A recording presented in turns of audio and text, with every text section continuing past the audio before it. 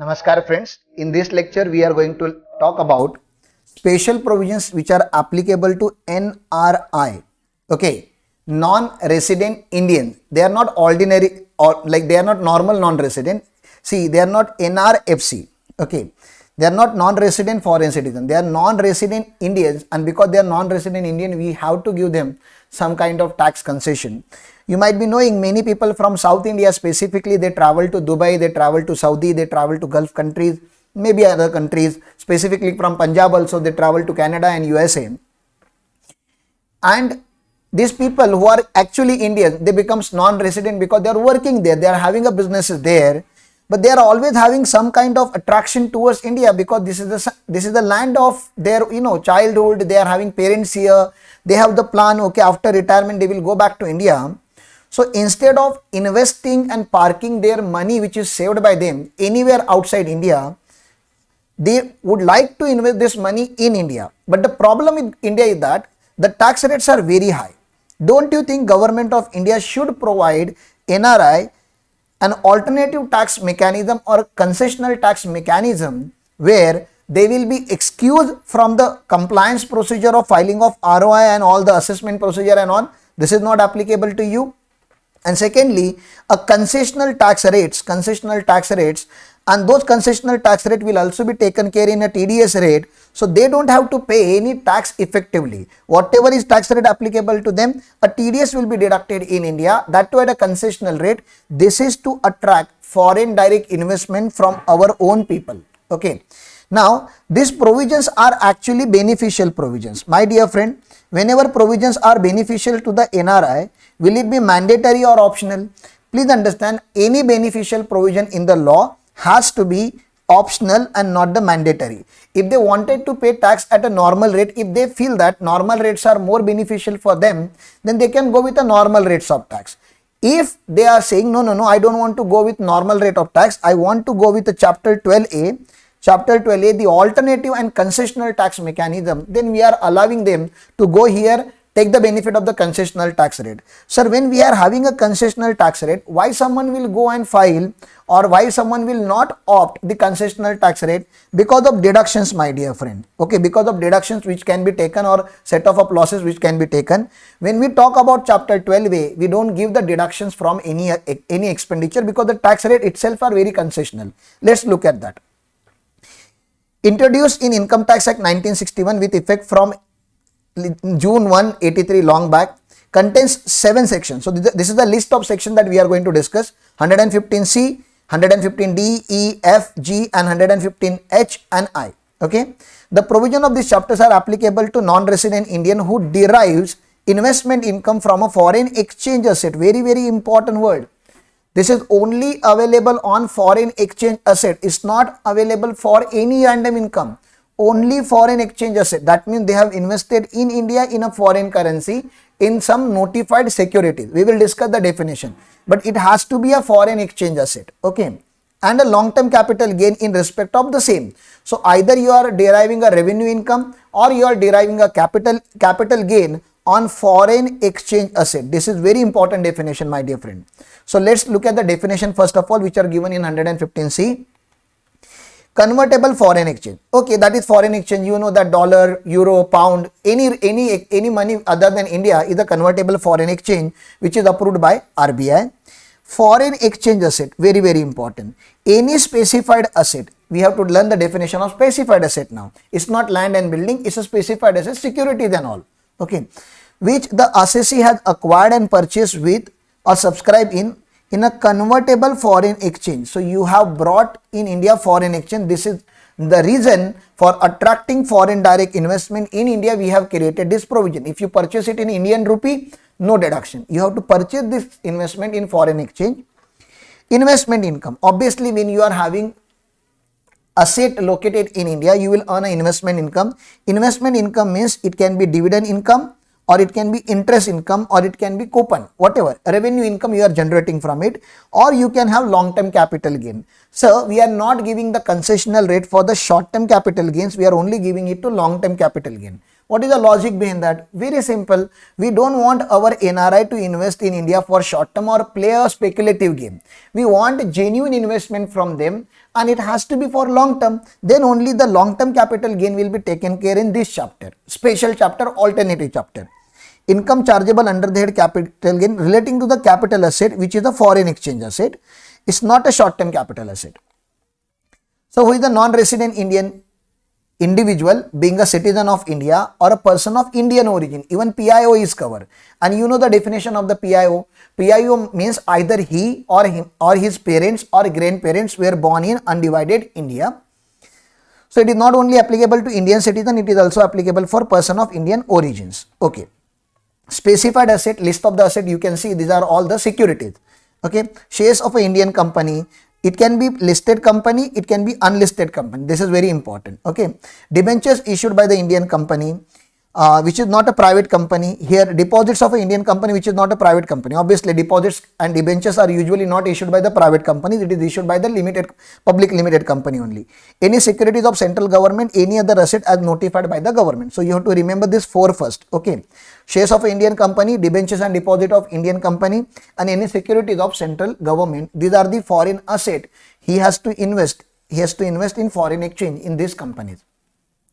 115D to 115F, special provision for taxation of this income and long-term capital gain. Tax on the gross basis, sir. It's not tax on net basis. That means you will not get any deduction. Without getting deduction, we have to pay the tax at concessional rate. Section 150 deals with the computation of total income of a non-resident Indian. In computing the investment income of a non-resident Indian, no deduction is allowed under any provision of the act in respect of any expenditure. Please understand, not even Chapter 6A deduction. Forget about head related expenses. Even Chapter 6A deduction is not available. No deduction allowed under Chapter 6A shall be allowed, and indexation benefit is also not available. No indexation benefit, no Chapter 6A benefit. You just pay tax at your gross income at a concessional rate, where the gross income of a NRI consists only in investment income and other long-term capital gain. So apart from this, what if he is having some other income? Okay, so he is having investment income, he is having this long-term capital gain, which are covered here, and otherwise short-term capital gain or any other income. Again this, can he claim the deduction? Yes, again this he can claim the deduction, because other incomes will be taxable at normal rate. Okay, only foreign asset related income, foreign exchange asset related income will be considered here, and only again investment income and capital, long-term capital gain of the foreign exchange asset, Chapter 6A deduction or any other deduction is not available. So look at this. However, where gross total income includes investment income or long-term capital gain, the deduction of Chapter 6A shall be allowed only on that portion of the gross total income which does not include investment income and long-term capital gain. That means other income, which will be taxable at normal rate. So what is the taxational concessional tax rate that you are referring to? So tax rates are given in 115E. You have to by heart these tax rates, very, very important. Income tax on investment income 20%.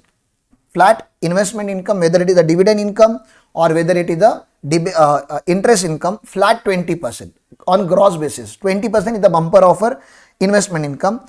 On income tax on long-term capital gain, purchase of a specified asset in a foreign currency 10%. So investment income 20%, long-term capital gain 10%, and income tax on his other income as per normal rate of tax. Okay, that is for normal rate.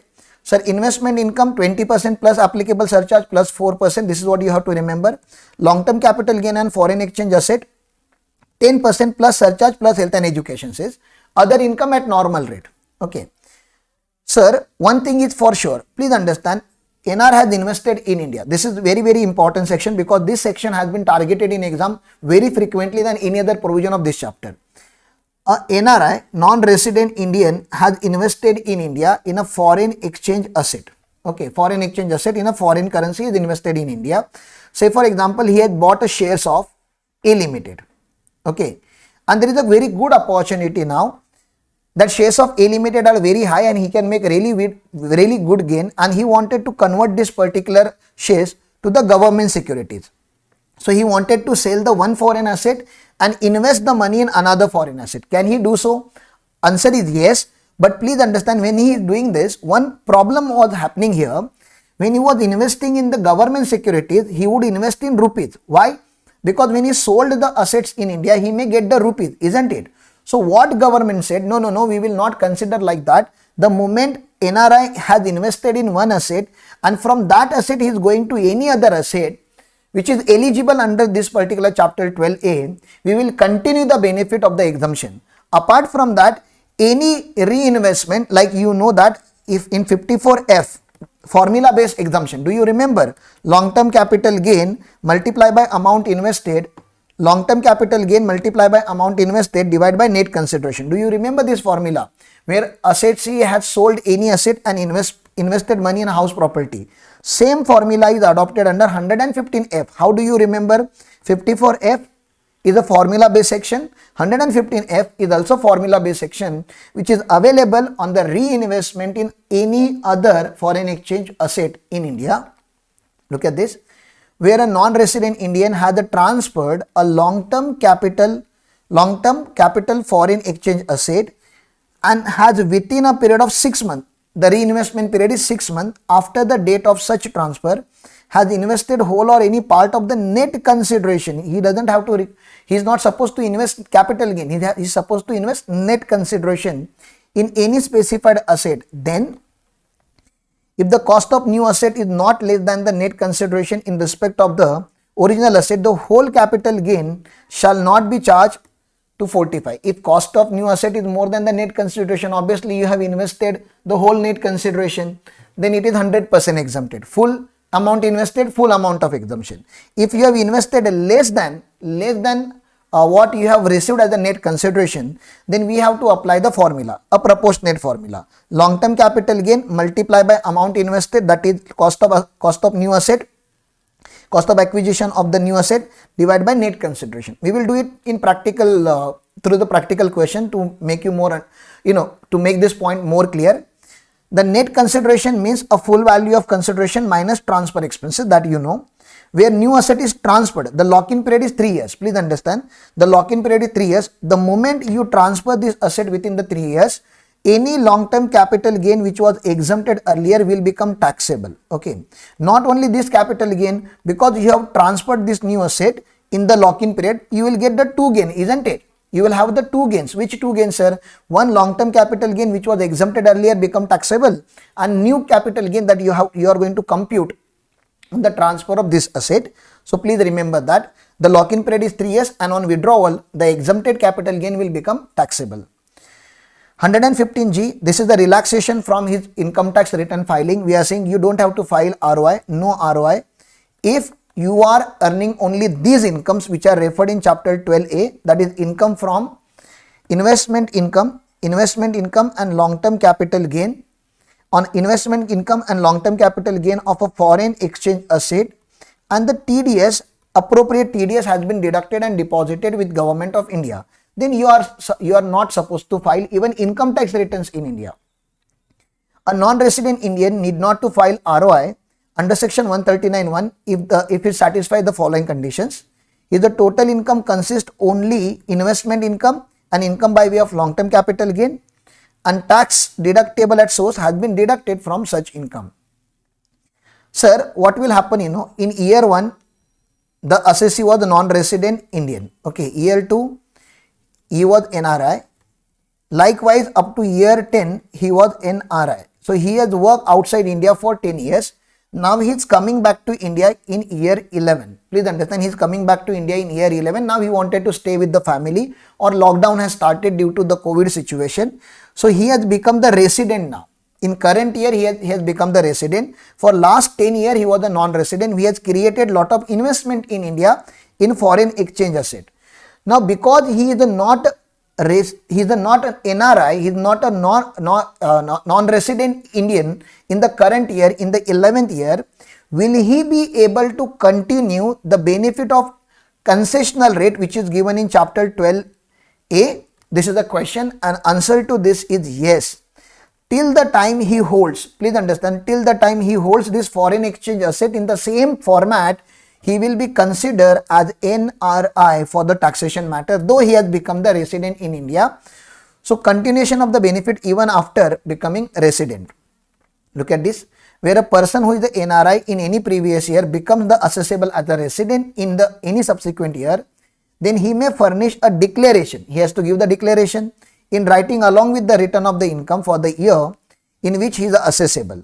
A declaration shall be to the effect that the provision of this chapter shall continue to apply to him in respect of the investment income in foreign exchange asset being a debenture, deposits and securities of central government and such other notified asset 115C.